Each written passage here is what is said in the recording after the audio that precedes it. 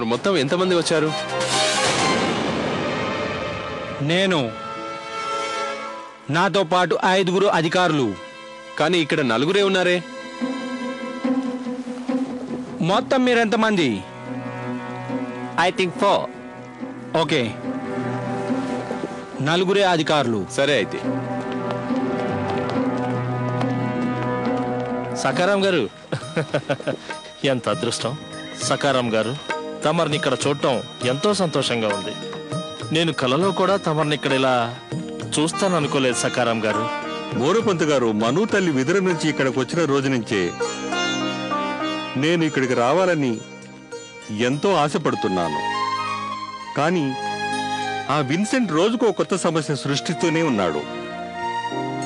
అవునవును, నేను వెళ్ళక తప్పదు, లేదంటే ఆ స్వయంవరం జరిగిపోతుంది. మహారాణి గారు, మహారాణి గారు, ఆహ్వానితులందరూ నర్తనశాలకు చేరుకున్నారు. కాసేపట్లో నాటకం మొదలు కాబోతుంది.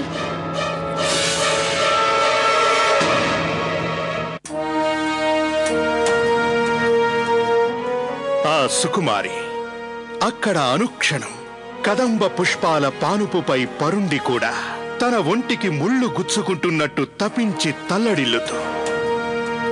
లచ్చు, చెప్పండి. మనమంతా కలిసే కదా బయలుదేరాం. నీకు మాత్రం రావడానికి ఇంత సమయం ఎందుకు పట్టింది? సక్కుబాయి గారు, ఏం చెప్పమంటారు? తమలాంటి వారితో ఎక్కువగా కలిసినందువల్ల మందకోడిగా నడవడం అలవాటైనట్లుంది.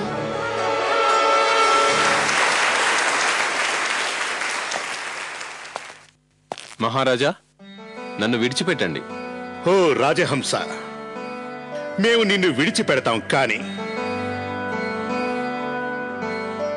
మా సందేశాన్ని మా ప్రియ సౌందర్య రాశి అయిన దమయంతికి అందజేయాలి. నీవు గగనంలో మెరిసే విద్యుల్లత అననా నిన్ను, లేడి కన్నుల అన్నుల మిన్ను అననా నిన్ను, నిండు వెన్నెల చల్లదనం అననా నిన్ను.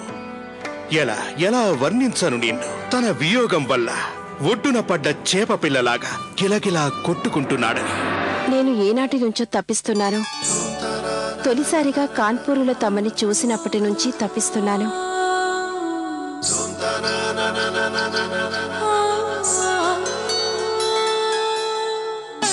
తమర్ని అలా కలిసుండకపోతే నా జీవితం అర్ధరహితమయ్యేది. తమర్ని ప్రాణానికంటే అధికంగా ప్రేమిస్తున్నాను. నేను నమ్మిన దేవుడి సాక్షిగా చెప్తున్నాను, నేను మిమ్మల్ని ప్రాణానికంటే ఎక్కువగా ప్రేమిస్తున్నాను. ఈరోజు ఈ నాటకంలో చివరి ఘట్టంగా శోభనం రాత్రి జరిగినప్పుడు ఆ ఘట్టంలో దమయంతి కాదు, ఈ మోతీబాయి విషాన్ని మింగుతుంది. తన పతి చేతుల్లో సుమంగళిగా ప్రాణాలు విడుస్తుంది. మహారాజు గారు పంపించిన కానుకలు చూడు.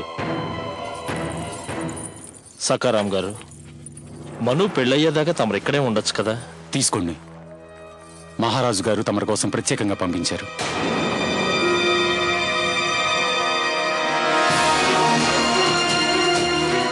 సమరన్నయ్య, నేనే తల్లి, కొంచెం మెల్లగా మాట్లాడండి.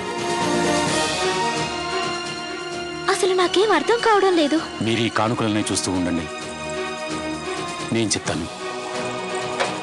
చెప్పండి. మహారాణి గారు, తమరు వెంటనే వెళ్ళాలి. ఆ లచ్చుబాయి ఫ్రేజర్తో చేతులు కలిపి మహారాజు గారిని చంపడానికి పన్నాగం పనింది. ఆ నాటకం జరుగుతుండగా లచ్చు ఆయనపై బాణాన్ని ప్రయోగిస్తుంది. ఈ రోజుతో గంగాధర్రావు, ఈ రోజుతో నీ ఆయుష్ తీరిపోయింది. ఈసారి నేను చేయబోతున్న దాడితో నువ్వు హతం కాక తప్పదు గంగాధర్రావు. ఇంతమంది విఘ్నాలు కలిగించినప్పటికీ మన ఈ అద్వితీయ సమాగమాన్ని ఎవ్వరూ ఆపలేకపోయారు. అంటే ఇక మనం ఒకటైపోయినట్లే.